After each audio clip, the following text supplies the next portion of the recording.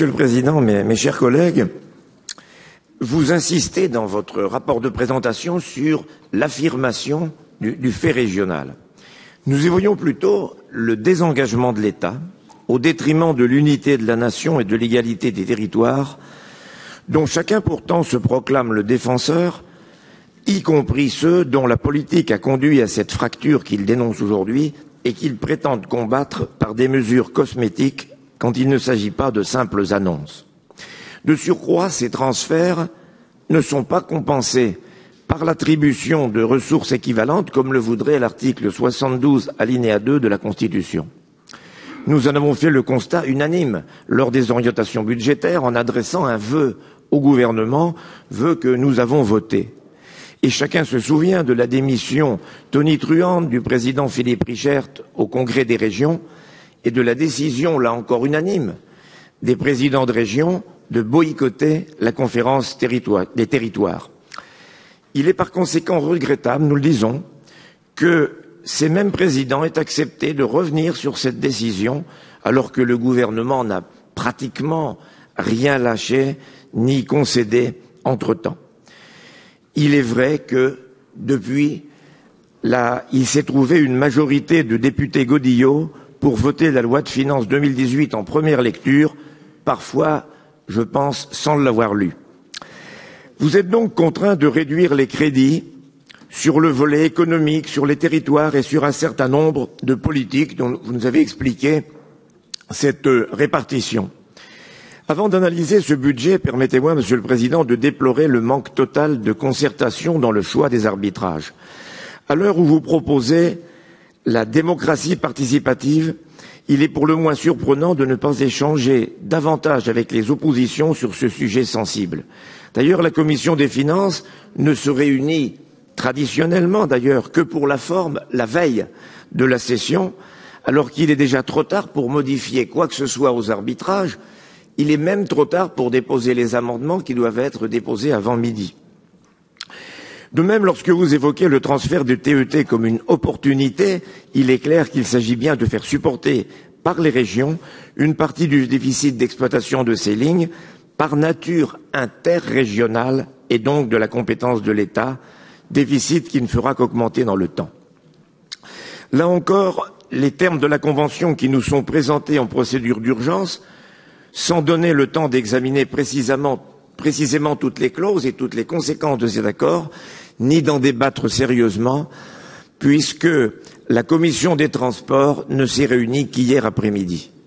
Au sujet des charges transférées, d'ailleurs, nous ferons remarquer que le montant qui est inscrit au niveau de la convention TER Centre dans l'architecture budgétaire, 208,4 millions d'euros, si l'on fait le calcul par rapport à la convention TER, au devis 2018 que nous avions voté en commission permanente au mois de novembre, donc il y a un mois, l'écart est pas de 49 millions, il est de 61 millions d'euros.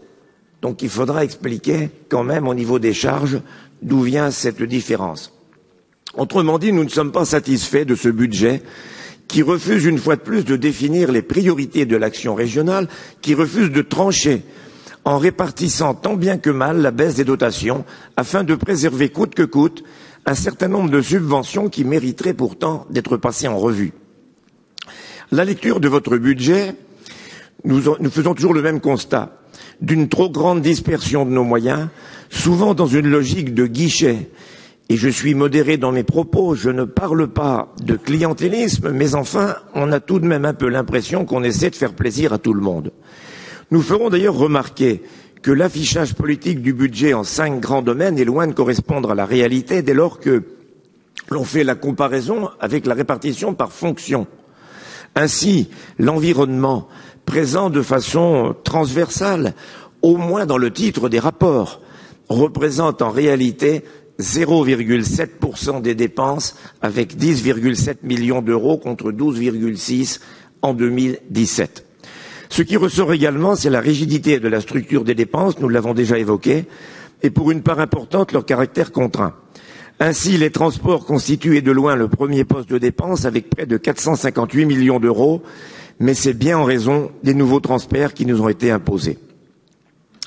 Or, l'argent public se fait rare, ce qui nous conduit à augmenter le recours à l'emprunt, 118 millions d'euros en 2017, 136,3 en 2018. Et du seul fait de la transfert des TET, la marge d'autofinancement va encore se dégrader d'ici 2021. Vous en avez fait la projection lors des orientations, sans parler des incertitudes que nous venons d'évoquer. C'est bien admettre que le dynamisme des ressources ne pourra pas compenser cette hausse des dépenses et qu'il faudra emprunter davantage. La question, c'est jusqu'à quel niveau? Voilà pourquoi nous avons choisi de présenter un certain nombre d'amendements qui sont loin de balayer toutes les politiques et dont certains ne feront peut-être pas l'unanimité, mais dont le but est de démontrer qu'il est possible de faire des choix.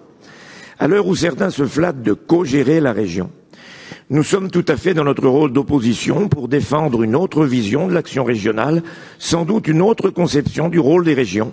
Vous savez que nous n'étions pas favorables à la loi NOTRe et à ces transferts de compétences, mais cela ne nous empêche pas de faire également des propositions pour rendre plus efficaces les politiques qui nous semblent pertinentes. Nous sommes dans notre rôle d'opposition aussi en exerçant dans la mesure du possible le contrôle de l'utilisation des deniers publics dont nous sommes comptables devant nos concitoyens. Sur le fond, nous n'allons pas refaire le débat d'orientation puisqu'il n'y a pas eu d'évolution notable. Nous reviendrons sur certaines politiques au cours du débat. Je soulignerai toutefois un point qui viendra en appui de notre amendement au sujet de la RD 943. Les recettes provenant de l'automobile et du transport routier, qu'il s'agisse des cartes grises ou de la TICPE sous toutes ses déclinaisons régionales, Grenelle, compensation, apprentissage, formation professionnelle, représente en 2018 le total de 321 559 000 euros. Comment expliquer après ça à nos concitoyens que la région refuse de participer au financement des infrastructures routières d'intérêt régional, sinon pour des raisons purement politiques, afin de ne pas froisser vos alliés écologistes? Autre interrogation, puisque nous recherchons des économies sans pénaliser l'investissement ni le niveau de service rendu à nos concitoyens, dans le cadre du transfert de la compétence transport routier de voyageurs, il est prévu de refaire la livrée des autocars aux couleurs de la région. Coût par véhicule pour une livrée complète, près de 12 000 euros. Pour combien d'autocars? Pour quel coût global? Était-ce vraiment une priorité? Cela ressemble fortement à une dépense de communication. Comme quoi, il ne faut pas trop se réjouir, ou se réjouir trop vite de voir le budget communication diminuer légèrement à 4 millions 10 000 euros. C'est pratiquement ce que nous avions proposé dans un amendement il y a un an et que vous aviez refusé. Et nous y sommes à ces 4 millions. Alors nous pourrions nous aussi nous vanter d'avoir proposé un amendement que la région retient aujourd'hui. Mais dans la réalité, une partie des dépenses de communication, on s'en aperçoit, se trouve répartie dans un certain nombre d'autres budgets.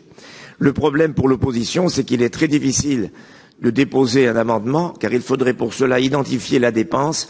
Pour ce qui concerne la livrée des autocars, cette dépense est noyée dans les conventions avec les départements.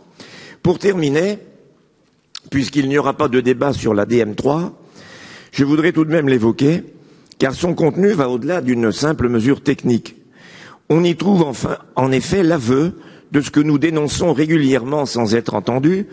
Il est écrit, et je cite, ce sont les services des DDT dans chaque préfecture qui instruisent les dossiers puis les transmettent à l'agence de services et de paiement. Pour constater finalement que la région, en tant qu'autorité de gestion, doit retraduire la mise en œuvre du FEADER dans son budget. Or, il nous est demandé d'approuver un écart de moins 17 millions d'euros en investissement et de plus 20 millions d'euros en fonctionnement, au final 37,2 millions d'euros consommés pour 34 millions d'euros votés. Alors, il faut bien se poser la question, qui décide? Qui est l'ordonnateur? Comment l'ASP peut-elle engager des crédits qui ne correspondent pas à ce que nous avons voté dans l'architecture du budget primitif? En commission des finances, vous vous êtes déclaré satisfait au final d'avoir pu bénéficier de crédits supplémentaires. Encore que le niveau de consommation reste faible, il n'en demeure pas moins que nous sommes tout à fait en dehors des règles budgétaires puisque nous régularisons après coup des dépenses qui ont été effectuées et qui ne sont pas conformes à ce qui avait été précédemment.